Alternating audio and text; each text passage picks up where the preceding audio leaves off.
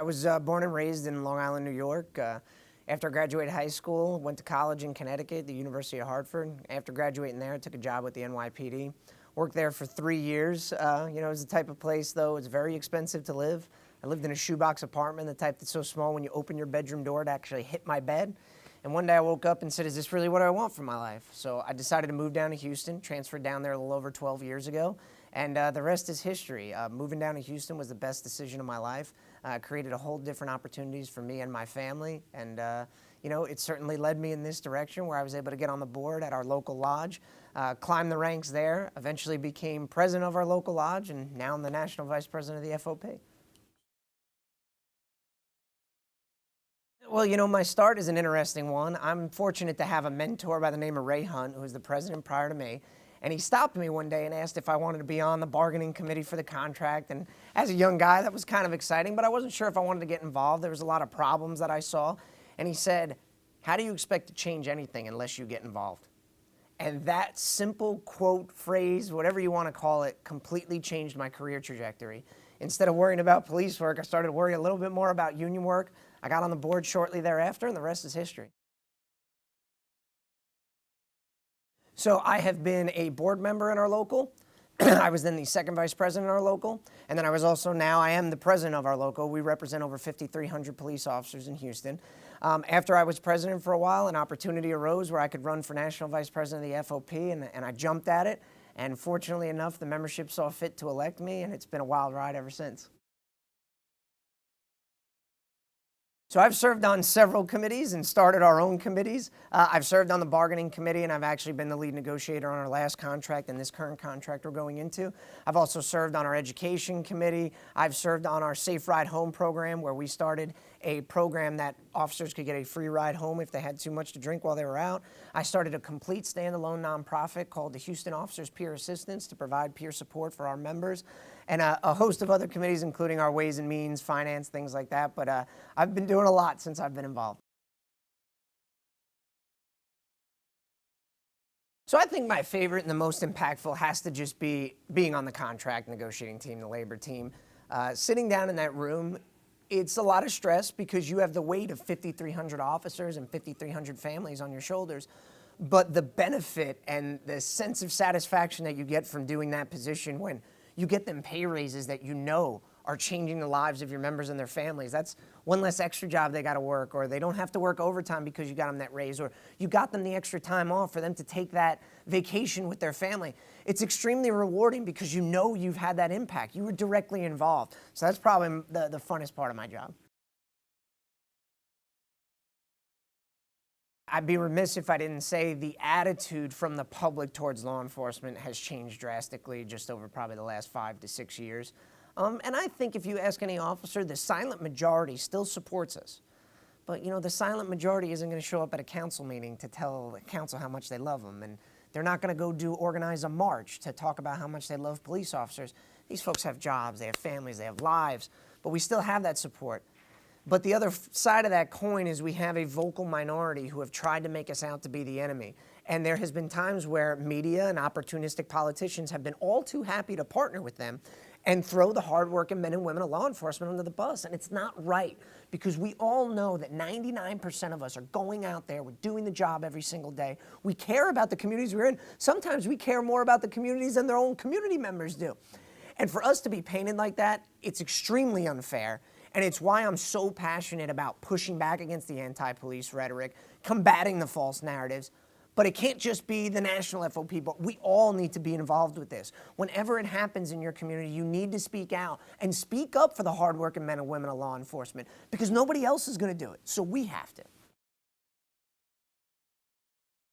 I would say my most significant accomplishment has been at the local. I'll split it up. At the local, it's been successfully negotiating contracts, getting them consistent pay raises, consistent time off, and making it just a better overall work environment and being a voice for our officers.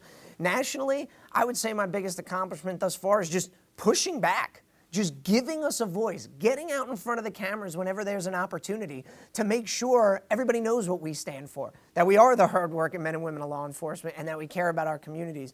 Because I feel more than anything, now every officer wants a pay raise, but more than that, they want a voice and they want somebody to stick up for them. Well, I think what I'd really like to see is much more youthful engagement.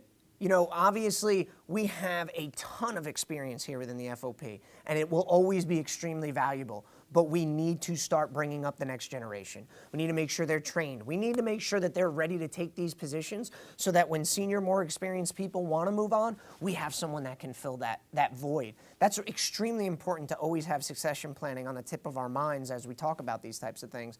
But also what I'd like to see is the national, which is what we're doing right here at Leadership Matters now, is giving the locals the playbook that we have. We are all so experienced and we've done so much, but we need to make sure that the locals are trained on how to handle a viral incident, how to handle their books, how to handle the use of the database system. We need to make sure we're educating all of them so that they have the resources necessary to do their job and be successful.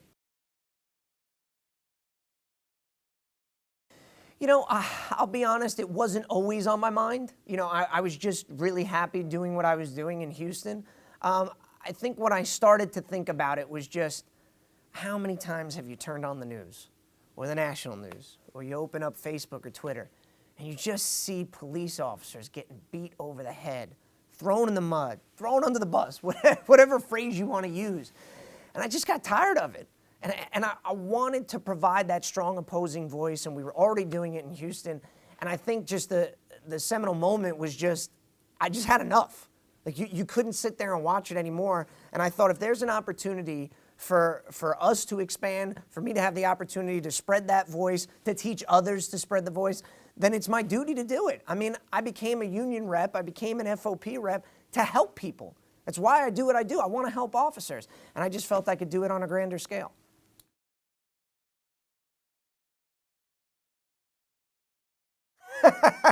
I don't think you ever quite get your feet settled in when you're representing 350,000 people. You're always on your toes.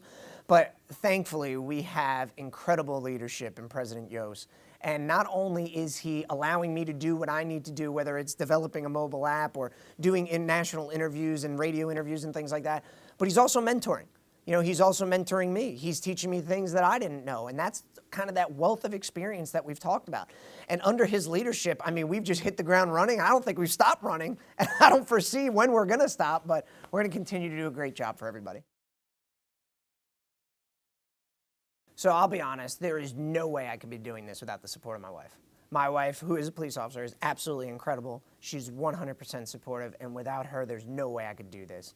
I think it's important for anybody who's in a position of leadership to make sure you have that balance. I think sometimes people go, what are your hobbies? I go, I don't have time for hobbies. You know, when I'm not working, I spend every moment with my daughters and my wife, and I try to spend as much time as possible, and I make sure to make every swim meet, every dance recital, every big moment like that, I make sure that I'm there. And I think it's just important that who's ever watching this, if you are working hard for your local, if you are in a position like this, you have to take the time for your family, and you have to take the time to take care of yourself, because, you know, the phrase is, an empty well gives no water. So you need to make sure that you're healthy, you're refreshed, you're the one spending time with your family so that you have that energy to then help everybody else.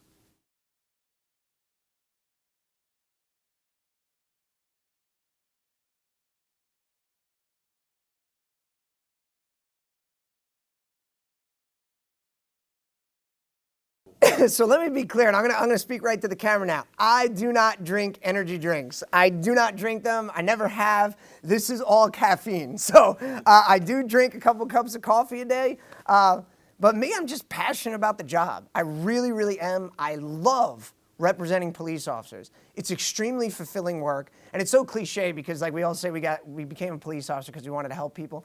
I became a union rep because I wanted to help officers. I'm passionate about it. And it's easy to be passionate about a group of people who care so much, whether it's they care about their community or their families or their coworkers. It's easy to be excited about people like that because I know the great work that they do every single day. They just need someone to highlight it for them.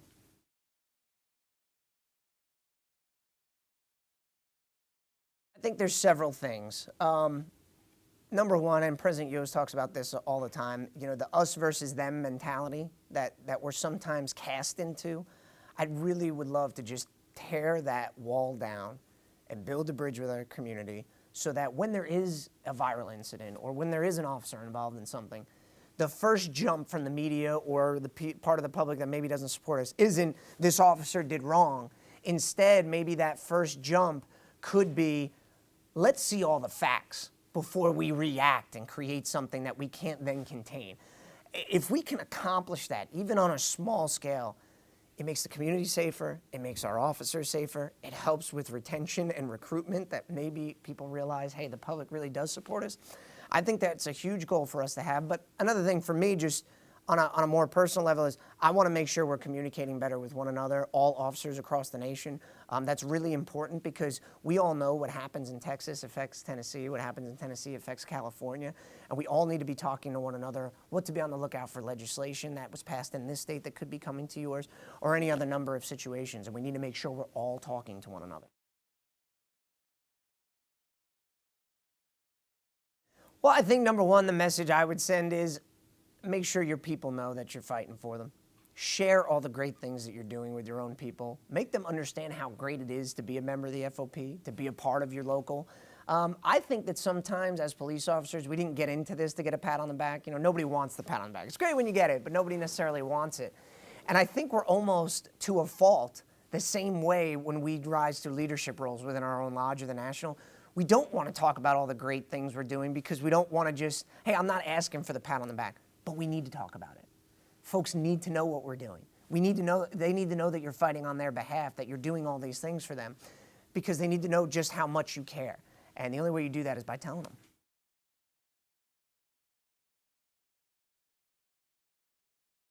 Well, the Fistful, it was not planned. I was just really feeling it in that moment. I'm a passionate guy, and you know, when people got up and started clapping and people were yelling and everything, I was just caught up in the moment, and I was just like, yeah, I was just identifying with everybody that was cheering. It was a really exciting moment.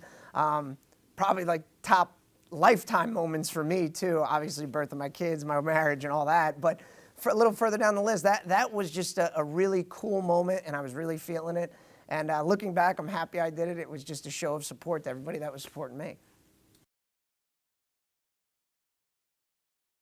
I think the message that I give to everybody is we got this train rolling, hop on. We're going to continue to roll. We're going to continue to fight for the hardworking men and women of law enforcement on every topic, whether it's legislation in Washington, whether it's legislation at a local level in your state, whether it's fighting back against the anti-police rhetoric and the false narratives. The train's rolling. Get on, because it's going to be a fun ride.